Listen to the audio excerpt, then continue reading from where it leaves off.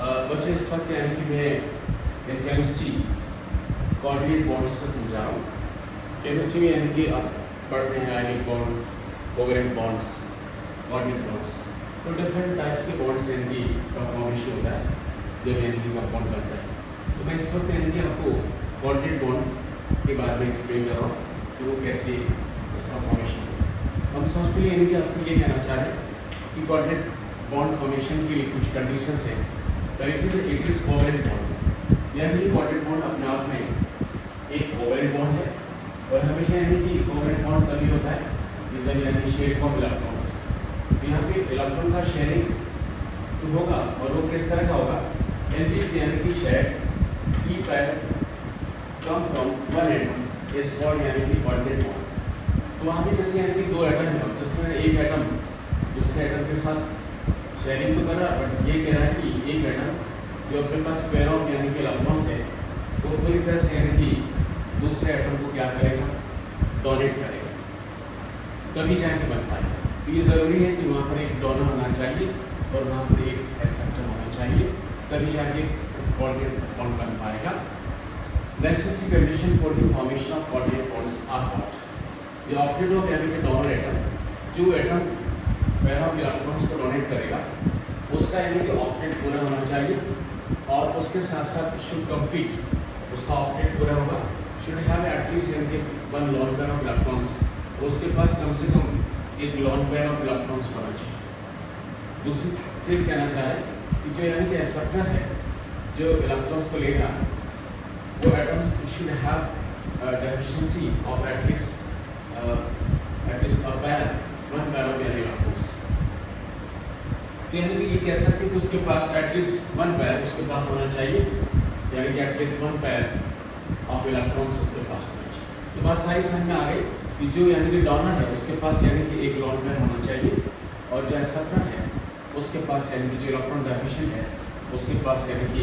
कम से कम one pair of electrons यानी कि डेफिशिएंट होना चाहिए।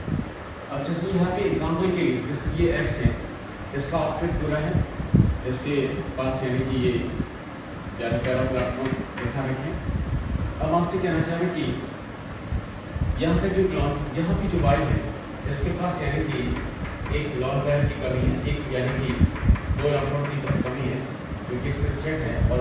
इसको अगर दो इलेक्ट्रॉन और मिल जाए तो इसका भी ऑक्टेट पूरा हो जाए। तो यहाँ पे कहना चाह रहे हैं कि अगर ये दो इलेक्ट्रॉन, ये पूरे दो इलेक्ट्रॉन्स यानी कि ये अगर यहाँ के दो इलेक्ट्रॉन्स यानी कि इसको यहाँ पे ले दें तो डेफिनेटली यानी कि कह सकते हैं यहाँ पर अगर शिफ्ट कर दें तो फिर इन दोनों के बीच में यानी एक्स वाई करके लिखा जाएगा और ये एरो है वो यानी कि आपका कोऑर्डिनेट बॉन्ड कहलाएगा कि इससे इसको यानी कि अगर इलेक्ट्रॉन डोनेट किया। तो ये जो बॉन्ड है ऐसा एरो लगाकर इससे कोऑर्डिनेट बॉन्ड बना जाएगा।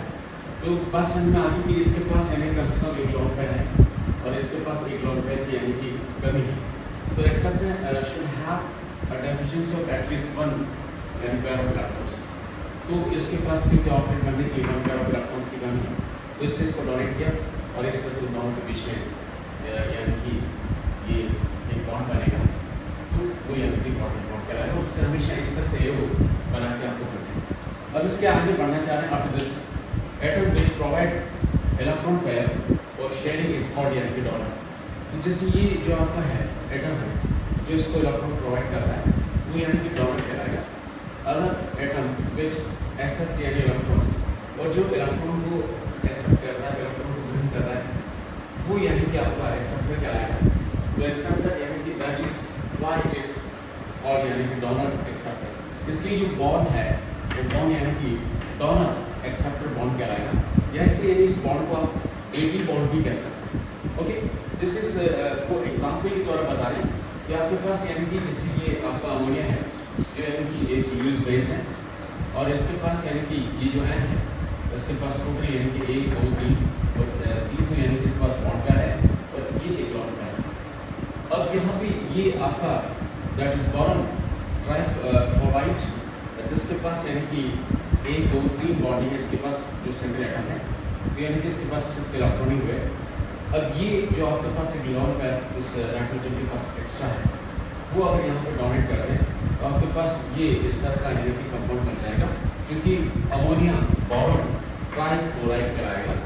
मगर ये है कि ये दोनों इलेक्ट्रॉन जो डाउन पैर है वो यानी कि इसको ये डोनेट कर रहे हैं। तो इस तरह से फिर यानी कि आप इसे ये लगा के लिख सकते हैं। तो आपके पास क्या फॉर्मेशन हो रहा है, यानी कि ये NH3 और ये BF3 के बीच में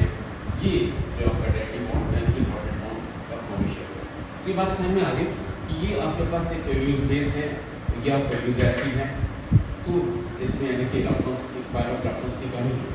तो इस तरह से यानी कि आप इसे फॉर्मेशन कर सकते हैं कि इसके बीच में यानी कि आपका डेटिव या फिर इम्पोर्टेंट बॉन्ड्स कैसे बनेगा वो हम एक्सप्लेन करते हैं। तो कंडीशंस यहाँ सेटिस्फाई हो रही है, इसके पास लॉन्ग पैर है, इसके बाद एक लॉन्ग पैर की कमी है, तो डेफिनेटली इनके बीच में यानी कि एक आपका कोऑर्डिनेट बॉन्ड बन जाएगा। अब इसके बाद यानी कि लॉरी ब्रोस्टन एसिड्स के बारे में बात करें कि जैसे ये NH4 प्लस है, इसके पास यानी कि एक H प्लस यानी प्रोटॉन यानी कि हाइड्रोजन आयन है, और ये आपका यानी कि एक लॉरी ब्रोस्टन एसिड कराएगा। अब जैसे हम यहाँ एक्सप्लेन कर रहे हैं कि जैसे ये आपने अमोनिया ले लिया, और जैसे आपको पता है कि यहाँ पर इसके पास एक लॉन्ग पैर है, ये H प्लस यानी कि प्रोटॉन है, और जैसे यानी कि आप ये दो इलेक्ट्रॉन ये इसको दे दें क्योंकि ये इलेक्ट्रॉन डाइमेंशन है, और जैसे ये इसको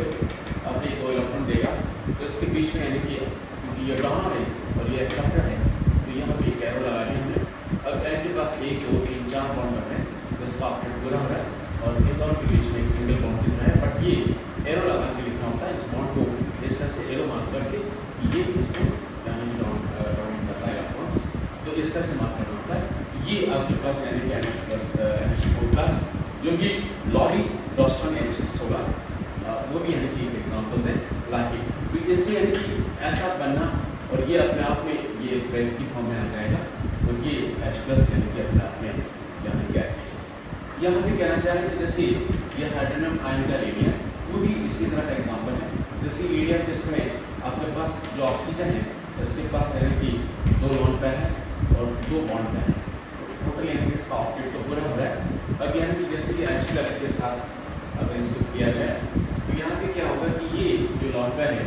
वो इसको यानी कि डोनेट करना पड़ेगा, तो यह इन दोनों के बीच में, क्योंकि ये जो लाइन है वो 2 इलेक्ट्रॉन को शो कर रही है, तो यहाँ पे इस तरह से इनके बीच में बॉन्डिंग हो जाएगी, और यहाँ पे 2 इलेक्ट्रॉन देने से यहाँ पे प्लस आ जाएगा लाइन, और ये आपका